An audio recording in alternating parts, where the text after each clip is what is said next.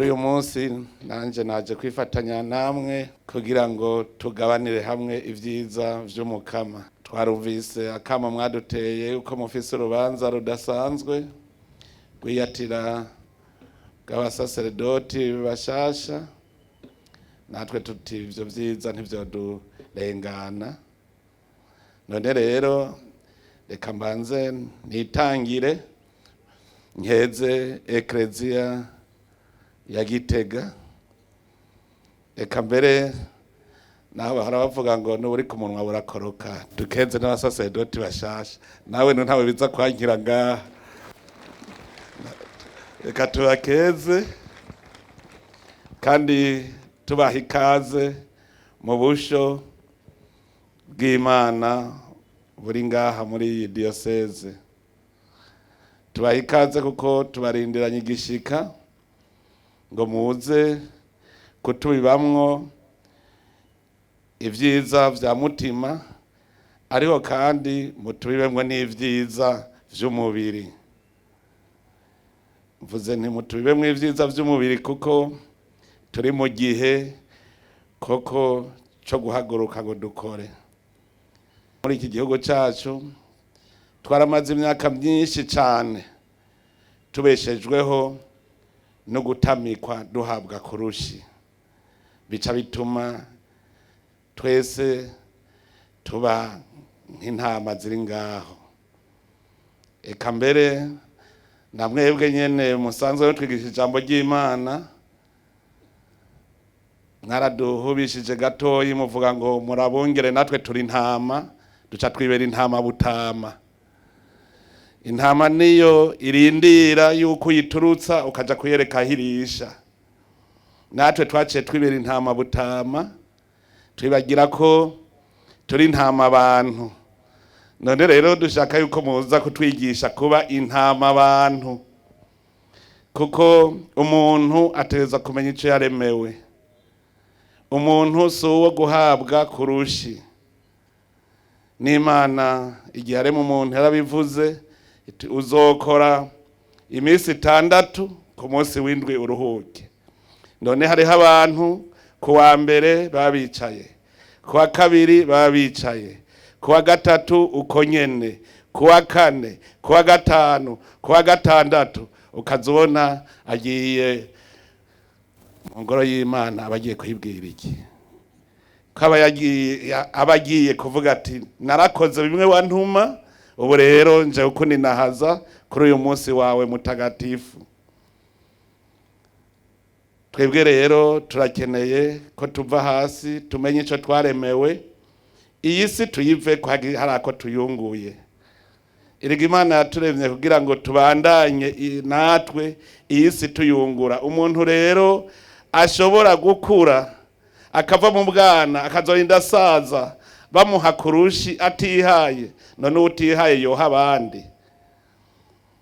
Utihaye bavyerekana ko atacakora abahabwa. None rero twebwe mu Burundi rutangure twikangure, tumenye yuko Imana yaturemye ngo tubandanye irema.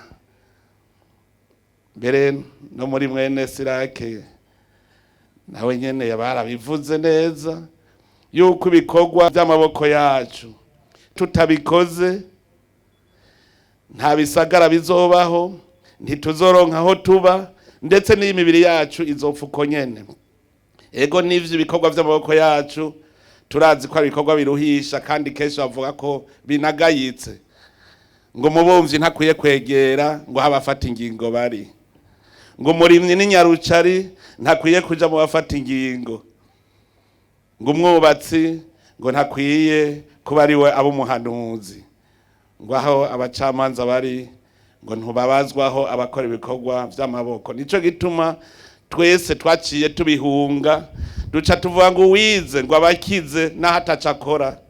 Ivyo rero nizo nyigisho dukeneye ko namwe mwodukaburira kugira ngo tugwanye inzara, kuko haraye inzara hazinduka inzigo.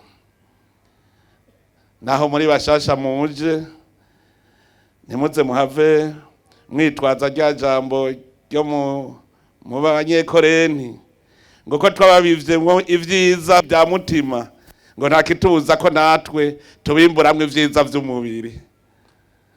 Hari aho ngo hava buvuga uko ngo muze kwimbura muri twebwe ivyiza vy'umubiri mutatweretse ingene tuvyimbura. Ego nivyo namwe mwamuhanzwe na vyinshi, ariko muritwaza rya jambo rya Paulo nawe yavuga ati twakora ijoro n'umurango ngo nta numwe twashatse kugora muri mwebwe. Uretse kwigisha ijambo ry'Imana barongera bagacumukura bagakora bakaruha ngo kugira ntagire numwe bagora.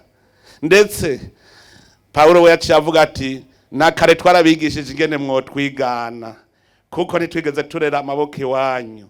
None rero n'abasaserdoti bashasha muze mwitwaje iryo jambo, ntimuze muje kutugora iwacu, mwimutwigishe mwongere mukore ijoro n'umurango kugira ngo tubafatire kwa karorero kuko imyaka bwari mumaze mwigaga ntuze weya nimwe bimwe twereka umwongo uhuma n'udahuma ingene umuntu yobaho n'ingene ashobora konona ubuzima bwiwe.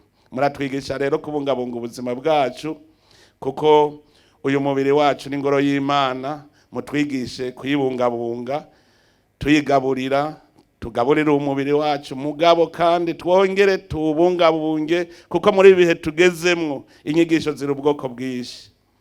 Hari abigisha ibidakwiye no kuvugwa mugwaruka ugasanga ariko bigisha ibitavugwa ivyo mu Burundi twebwe mu mico yacu tutopfa tuvuze.